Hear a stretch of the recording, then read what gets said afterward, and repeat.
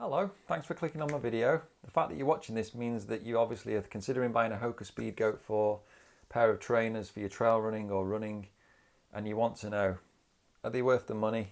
Do they work? How long do they last? And you want a nice honest review from somebody who's been there and used them for the last 11 months. So I'm going to answer all those questions for you, so stay tuned and let's find out. Okay, so first of all, I just want to say, nobody's sponsored me to do this video. No one's paid me. These trainers I paid for with my own cold hard cash, hard-earned money. And basically, yes, I've had them 11 months. I've run in all kinds of terrain. I run at least twice a week, and I have done for the past 11 months. I never take any time off because I just love my trail running. So I usually run at least twice a week, usually 3. I tend to run a half marathon up into the hills because I live in the Peak District. So we're talking, I'll run up to the top to around 1,800 or 2,000 feet, run across the fells, go through peat bogs. Then I'll have to run over quite a few boulders and rocks to get back over the edges, and then run down gravel paths and through streams and rivers on a regular basis. So I have literally hammered these trainers, and I'm definitely the right person to ask about how they last after 11 months of these poor things going through rivers. I mean, I'll run through rivers up past my thighs, quite common occurrence, you know, once a week. So how have they held up? So first things first, they cost me £125, which I'll be honest, it seemed a lot of money to me at the time because before that I was always wearing Kalenjis from Decathlon, XT7, XT6, XT5, XT4, I went through them all. It cost me around £55, £60, I think. And I thought they were amazing until I got damage to my left foot called Morton's neuroma, which is a nerve damage between the metatarsal bones, and the nerve inflames, causes severe pain. You can't even walk. So I ended up going to the doctors. The doctor said, you're not going to be able to run for 12 months. Devastated, obviously. 5 months later, I was at a point where I was determined I was going to run again. It was getting better, but I needed a pair of trainers that I could consider running in. Now, if you look at the sole on these, the protection is huge. So I was like, oh yeah, these look promising. But they're £125, is it worth it? Well, the quick and simple answer to that is yes, absolutely. It meant I could run again, and I've been fine since. It still flares up now and again, but these really help, and I'm a lot more careful now. So, how have they held up after 11 months? Which is obviously why you're watching this video. Well, as you can see, the integrity on the top is really starting to fall apart. That started to happen about 2 months ago. So 9 months after owning them, this has started to split apart, which is a real problem because I think it's not a problem with the integrity of the shoe, but I'll start to get little pebbles and things that go in when I'm running. It's a real pain. However, what I will say is that the actual sole of the shoe is completely still sealed to the shoe, which is incredible because honestly, the things I've run over and the boulders I've run over, if you look at my other YouTube videos where I've run up Kinder and all kinds of things, you'll see that I have absolutely thrown everything I possibly could at these trainers. So the fact that they're still stuck together at the sole and there's no cracks or anything is amazing. The integrity on the top, again, like I say, yes, these look really bad. But that started to happen quite quickly about 2 months ago. 1 minute it was just a slight gap, and then I went for a run, a really intense run through 3 rivers, and then I put these out to dry in the garden afterwards. I always take the inside out, let them dry separately. They don't recommend you let them dry in sunlight, which I've done since the day I got them. So that's probably helped towards destroying that bit. You can still wear them and still use them though, that's the thing. They're still held together, they still work fine. And if you look inside as well, all this stitching here, brilliant, still there, still stuck together perfectly. So these shoes have had everything thrown at them you can possibly imagine. I didn't realise what a technical runner I am until I took other people out walking with me and hiking, and even my wife came and run with me on one of my runs because she's a fellow runner, but she tends to stick to the trails lower down. And every single person said, you run on this? Are you crazy? This is really technical stuff. You shouldn't even be running on it. So yeah, these things are amazing. They've held up really well, especially when it comes to wet boulders and rocks and things. The grip, because of the Vibram rubber, which by the way is the best rubber you can get in the world, basically from Italy, that helps keep with the stickiness on the rocks and things, has been incredible. Now if you look, Can you see how all the trails have worn away really quite badly? It's even starting to go into the actual sponge here. Again, starting to wear away here. Now I would say if you're really a stickler for keeping your grips and you're worried about this, I would say that started to disappear after about 6 months of use.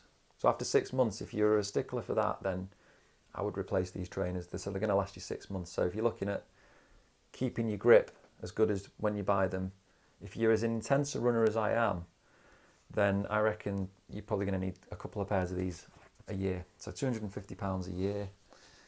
But if you're not, if you're like me and you want to make the most out of everything and every penny and squeeze every last drop out of the poor things, then I've managed to get 11 months out of them.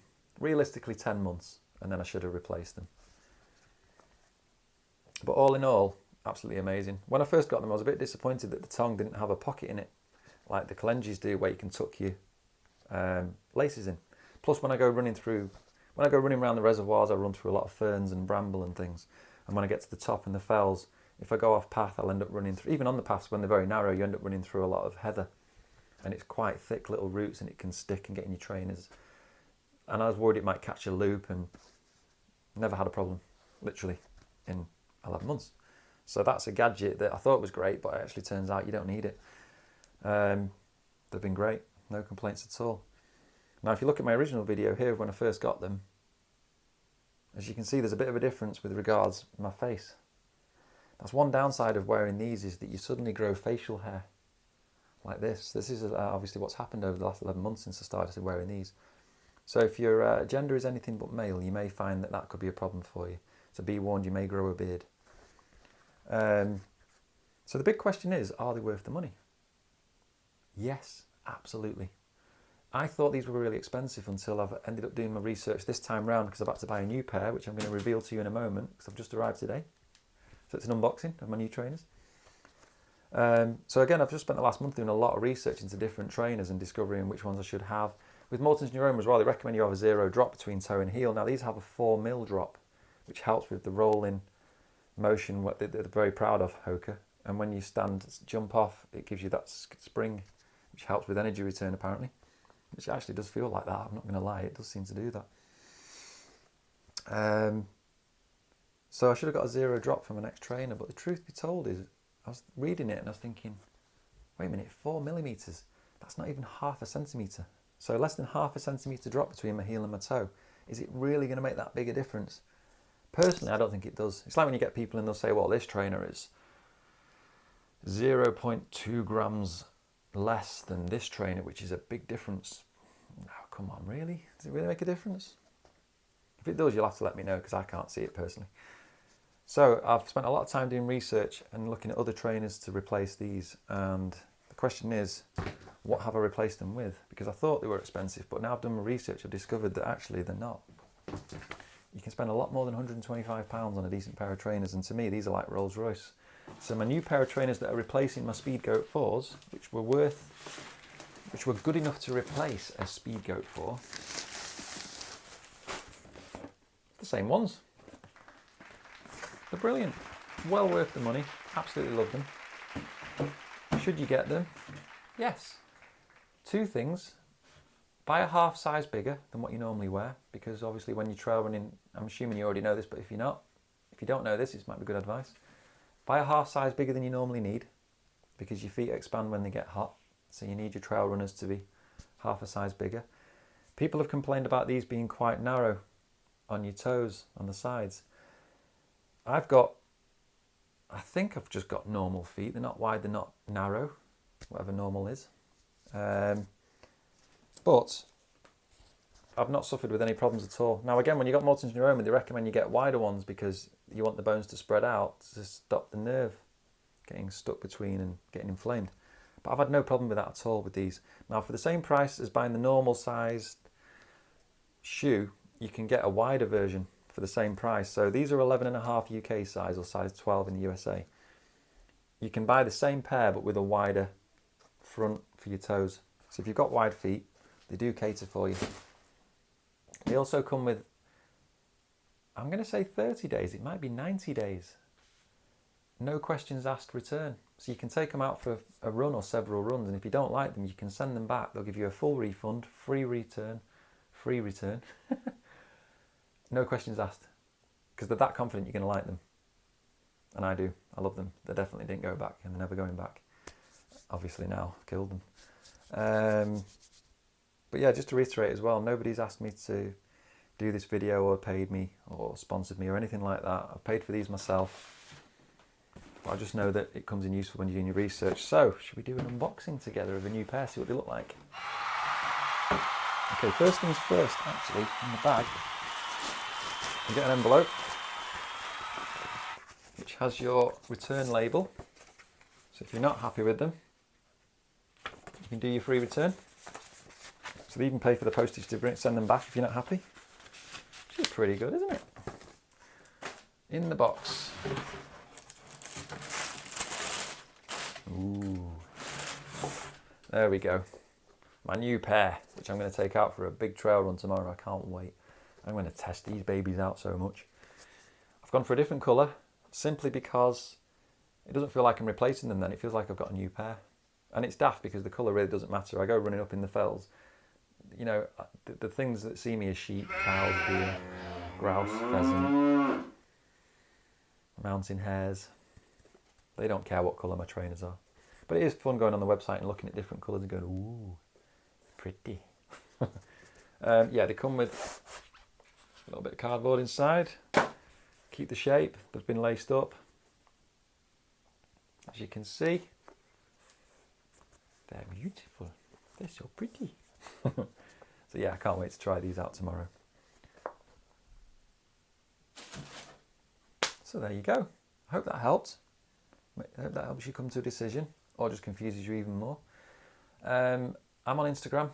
My account is @HighPeakTrails. So you can either leave a comment below this video and let me know what you thought of it, whether it's helped you or not, whether you buy them or not, what trainers are your favourite trainers or what you'd recommend. Or if you want to talk about running or fitness of any kind, I've got a great community of friends on Instagram. @HighPeakTrails is my account. Come and join me on there and just join in the conversation, and we support each other and help each other and ask each other questions. We're from all over the world as well, so yeah, come and join me on there if you fancy it, or leave me a comment below. I hope you found the video useful. Good luck buying your new trainers, and keep up the great running and let me know how you get on. And I can't wait to go and run mine tomorrow and destroy them. Okay, take care. Bye bye.